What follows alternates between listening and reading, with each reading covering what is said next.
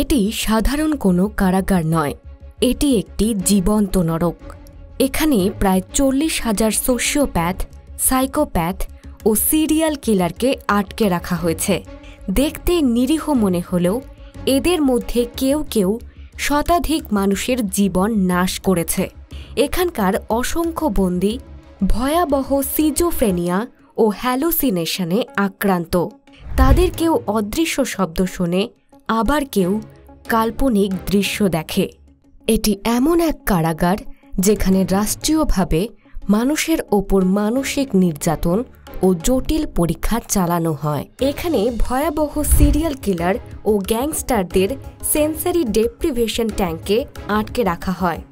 তাদের মস্তিষ্ক বাইরের জগৎ থেকে বিচ্ছিন্ন ও একা হয়ে যায়। তারা বিভিন্ন প্রকার মানসিক ট্রমা ও ডিলুশনে ভোগে। এ কারাগার থেকে মুক্তির পথ নেই, আর এখান থেকে কেউ মুক্তি পেলেও সে মানসিকভাবে পঙ্গু হয়ে যায়। এই ভয়াবহ কারাগারের নাম সিকট, যেটি এল সালভাদরে অবস্থিত। এটি নির্মিত হয়েছে দুর্গের মতো পাহাড় ঘেরা এলাকায়, যেখানে বাইরে থেকে কারো দৃষ্টি পৌঁছাতে পারে না। এটি 23টি বিশাল ব্লকে বিভক্ত। প্রতিটি ব্লক আবার অসংখ্য সেলে ভাগ করা। সেলগুলো আঁধারে ভরা, যেখানে নেই জানালা, নেই প্রাকৃতিক আলো বা বায়ু প্রবাহ। এ কারাগারে আপনি একবার প্রবেশ করলে কখনোই বের হতে পারবেন না। এখানে প্রতিটি আসামির সর্বনিম্ন অপরাধ গণহত্যা, শিশু হত্যা অথবা ধর্ষণ। এখানে সেসব মানুষকে রাখা হয়েছে যারা তাদের মনোভাব পরিবর্তন করতে রাজি নয়। তারা একসময় MS-13 ও ব্যারিও 18-এর মতো চরম সহিংস গ্যাংয়ের সদস্য ছিল। তারা তাদের শরীরে ট্যাটু অঙ্কন করে প্রকাশ্যে নিজেদের আগ্রাসন ও উচ্চতা প্রকাশ করত। একসময় তারা সালভাদরে 80% এলাকার দেবতা ছিল। জনগণের ওপর সরকারের কোনো নিয়ন্ত্রণই ছিল না। কিন্তু আজ তাদের এমন এক পরিস্থিতি যা যে কোনো সাইফাই অথবা ডিস্টোপিয়ান কারাগারকেও হার মানায়। এই ভয়ঙ্কর ও বিতর্কিত কারাগারটি সর্বপ্রথম এল সালভাদরের প্রেসিডেন্ট নায়েব বুকেলে তৈরি করেছিলেন। এটি নির্মাণের পেছনে মূল উদ্দেশ্য ছিল MS-13 ও ব্যারিও 18-এর মতো ভয়ঙ্কর গ্যাংদের নির্মূল করা এবং রাষ্ট্রীয় নিয়ন্ত্রণ পুনঃপ্রতিষ্ঠা করা। কারাগারের প্রবেশপথে রয়েছে scanner, facial recognition camera, military grade security, এমনকি ড্রোন নিয়ন্ত্রিত নজরদারি। 24 ঘন্টা পাহারা দেয় হাজার হাজার সৈন্য ও পুলিশ।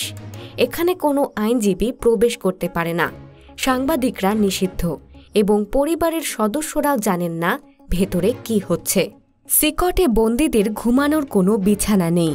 তারা মেঝেতে একসাথে গাদাগাদি করে ঘুমায়। অনেক সময় 24 ঘন্টার বেশি সময় বসে থাকতে বাধ্য করা হয়। এখানে অনেকে ছিল একসময় বড় কোনো গ্যাং লিডার, কিন্তু আজ তারা সূর্যের আলো পর্যন্ত দেখতে পায় না। তাদের ইগো, ক্ষমতার অনুভূতি আর আত্মপরিচয় সম্পূর্ণভাবে ধসে পড়ে। কিছু বন্দীকে নিজের মলমূত্রের মধ্যে ঘন্টার পর ঘন্টা বসে থাকতে বাধ্য করা হয়, যা মানসিকভাবে দানবিক প্রভাব ফেলে। এমন পরিস্থিতিতে অনেকে নিজের শরীর কামড়ে রক্ত ঝরায় বা আত্মঘাতী হওয়ার চেষ্টা করে। অতিরিক্ত স্ট্রেস ও অপুষ্টির কারণে তাদের রক্তে কর্টিসল লেভেল সর্বোচ্চ থাকে। দীর্ঘদিন এই হরমোনে ভেসে থাকলে মস্তিষ্কের হিপোক্যাম্পাস সংকুচিত হয়ে যায়। তারা অতীতের স্মৃতিস্মরণ এবং যৌক্তিক সিদ্ধান্ত নিতে পারে না। 24 ঘন্টা তাদের কারাগারে আলো জ্বলে। তারা সবার সামনেই টয়লেটে যায়।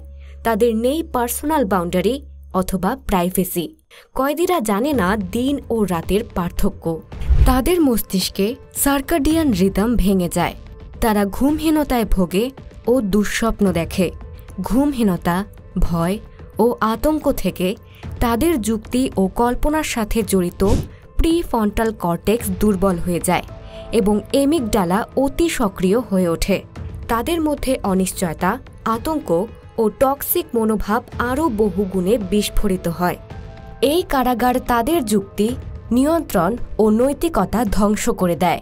এটি প্রতিটি বন্দীকে সোশিওপ্যাথ থেকে আরও ভয়াবহ সাইকোপ্যাথে পরিণত করে।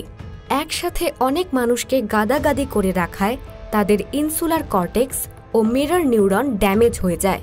এতে করে তারা হয়ে ওঠে আবেগহীন, স্বার্থপর সার্ভাইভাল মেশিন। আমরা যখন সমাজে মানুষের কষ্ট দেখি তখন আমাদের মিরর নিউরন লাইট আপ হয় এবং আমরা সহানুভূতি অনুভব করি। কিন্তু এই কারাগার পরিকল্পিতভাবে সামাজিক ইমোশন কেড়ে নেয় ও মানুষকে মেশিন ভাবতে বাধ্য করে। বন্দীরা যখন দিনের পর দিন ব্যক্তিগত কোনো সিদ্ধান্ত নিতে পারে না, তখন অ্যান্টেরিয়র সিঙ্গুলেট কর্টেক্স নিষ্ক্রিয় হয়ে পড়ে। এতে করে তারা কোনো দিকে মনোযোগ দিতে পারে না ও আচরণে গণ্ডগোল দেখা দেয়। এক কথায় তাদের নিউরন ক্ষয় করা হয়, ব্যক্তিত্ব বিলোপ করা হয় এবং তাদের একটি অনুগত দাসে রূপান্তরিত করা হয়। তাদের মস্তিষ্কের কাঠামো সাবমেসিভ হয়ে যায়। এই কারাগারের দেওয়ালে কোনো ঘড়ি অথবা আয়না নেই। কয়েদিদের সময় জ্ঞান নেই, তারা কেউই জানে না তারা দেখতে কেমন। এটাকে বলে মিরর ডেপ্রিভেশন। পাশের রুম থেকে সবসময় নির্মম আর্তনাদের শব্দ ছুটে আসে। তাদের সামনেই অন্যান্য কয়েদিদের নির্মমভাবে পেটানো হয়। যদি একজন বন্দী নিয়ম ভাঙে, পুরো ব্লকের পানি বন্ধ করে দেওয়া হয়। টয়লেট বন্ধ করে রাখা হয় 12 থেকে 24 ঘন্টা। এটা তাদের ভয়ানক সামাজিক চাপে ফেলে দেয়, কারণ এতে বন্দীরা একে অপরের শত্রু হয়ে ওঠে। এভাবে সহযোগিতার মনোভাব ধ্বংস হয়ে যায়। তারা নিজেরাই নিজেদের আক্রমণ করে। সিকটের বাইরে পৃথিবীর সঙ্গে কোনো যোগাযোগ নেই। নেই ফোন, চিঠি, সাক্ষাৎ। এ যেন মানবীয় অস্তিত্ব থেকে মুছে ফেলার এক সাংগঠনিক ব্যবস্থা। পরিবার জানতেও পারে না বন্দীরা বেঁচে আছে কিনা। তারা কেবল অপেক্ষা করে, একদিকে রাষ্ট্র, অন্যদিকে মৃত্যু। এখানে কোনো বন্দী মারা গেলে তার ডেথ রিপোর্ট সংরক্ষণ করা হয় না। তারা এমনভাবে বিদায় নেয় যেন তারা কখনোই পৃথিবীতে ছিল না। এখানে অসংখ্য মানুষকে গ্যাং সংশ্লিষ্টতার অভিযোগে গ্রেফতার করা হয়েছে কোনো প্রমাণ বা বিচার ছাড়াই। একে বলা যায় প্রিজাম্পশন অফ গিল্টি। আপনি আগে অপরাধী, তারপর প্রমাণ। বন্দীদের কোনো প্রকাশ নেই। তারা তাদের জামিনের জন্য কোনো মিডিয়া, পরিবার ও আইনজীবীর কাছে পৌঁছাতে পারছে না, যেন তাদের সমাজ থেকে মুছে ফেলা হয়েছে। এখানে হাজার হাজার বন্দীকে একটি কৃত্রিম সমাজে ঢুকিয়ে তাদের ওপর সামাজিক নিয়ন্ত্রণের কৌশল প্রয়োগ করা হচ্ছে, কিন্তু কোনো বৈজ্ঞানিক নীতিমালা ছাড়াই। এ যেন স্ট্যানফোর্ড প্রিজন এক্সপেরিমেন্টের রাষ্ট্রীয় ভার্সন। এই কারাগারের একটি ভয়াবহ মনস্তাত্ত্বিক সাজা হল সেন্সারি ডেপ্রিভেশন। বড় বড় সিরিয়াল কিলার ও গ্যাংস্টারদের একটি ব্ল্যাক বাক্সে আটকে রাখা হয়। তারা কোনো শব্দ অথবা দৃশ্য দেখতে পায় না। তাদের সংবেদন লোপ পায়। তীব্র একাকিত্ব ও ভয়ে তারা মানসিকভাবে সম্পূর্ণ ভেঙে পড়ে। কোনো বন্দী যদি চিৎকার বা প্রতিবাদ করে, তাকে নগ্ন করে অন্যান্য বন্দীদের সামনে ঘণ্টার পর ঘণ্টা দাঁড় করিয়ে রাখা হয়। এটা এক ধরনের মনস্তাত্ত্বিক নিপীড়ন। কেউ কেউ সিরিয়াল কিলার হয়েও ভয়ে এতটাই নিঃশেষ হয়ে গেছে যে তারা নিজের অপরাধ স্বীকার করতে অস্বীকৃতি জানায়, যেন নিজের অতীত ভুলে বাঁচতে পারে। বন্দীদের কিছুদিন অন্তর চোখ বাঁধা অবস্থায় জোর করে ঘর থেকে বের করে বাথরুমে নেওয়া হয়, যাতে সময় ও দিক জ্ঞান ধ্বংস হয়ে যায়।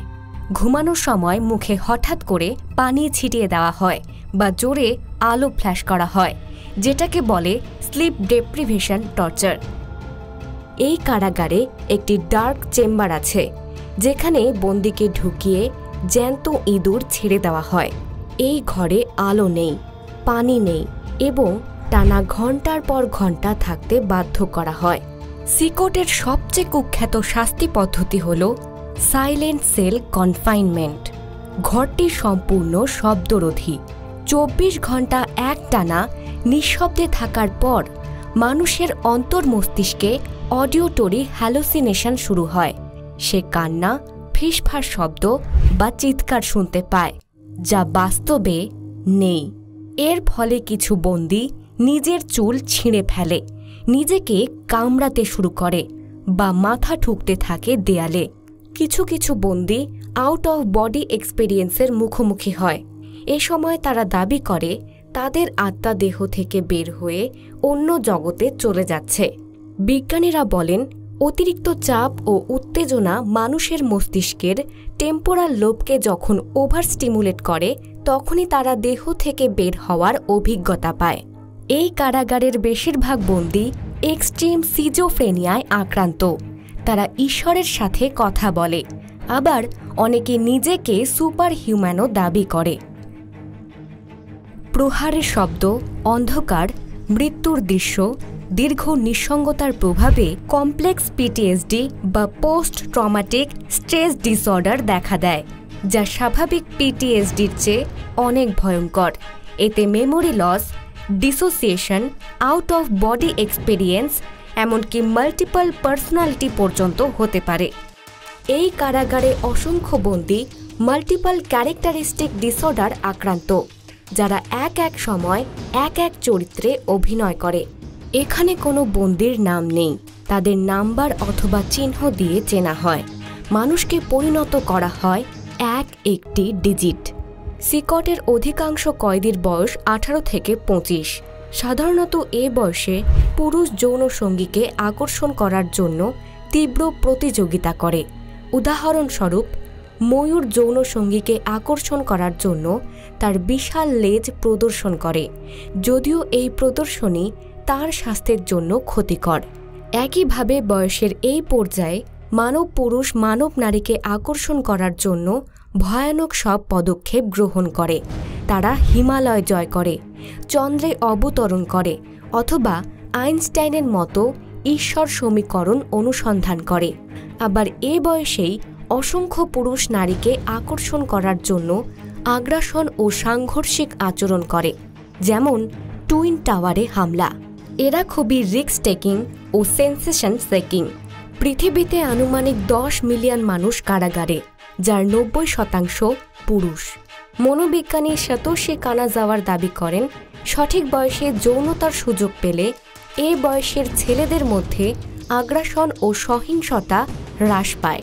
কিন্তু এল সালভাদরের সমীকরণ ছিল ব্যতিক্রম।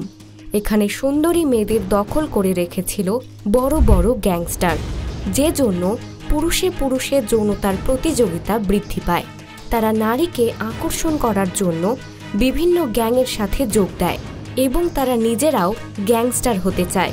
আর এভাবে সালভাদরের ছেলেরা আরও ভয়ানক সোশিওপ্যাথ হয়ে ওঠে। আজ সিকট কারাগার থেকে তাদের মুক্তির উপায় নেই। এদেশের সরকার সিকটের ব্যাপারে মানবাধিকার সংস্থার কোনো নির্দেশনাই মেনে চলে না। মানবাধিকার সংস্থাকে এদেশের সরকার বিদেশি শত্রুর ষড়যন্ত্র মনে করে। সিকট থেকে রাষ্ট্রীয় আদেশে কেউ যদি কোনোদিন মুক্তি পায়, সে হয়ে উঠবে চূড়ান্ত সাইকোপ্যাথ। মানুষের প্রতি তার আবেগ থাকবে না। সে বারবার প্যানিক অ্যাটাকের মুখোমুখি হবে এবং আলটিমেটলি তাকে মৃত্যুর কাছে ধরা দিতে হবে। এখন প্রশ্ন, আপনি নিজেও কি একজন সাইকোপ্যাথ?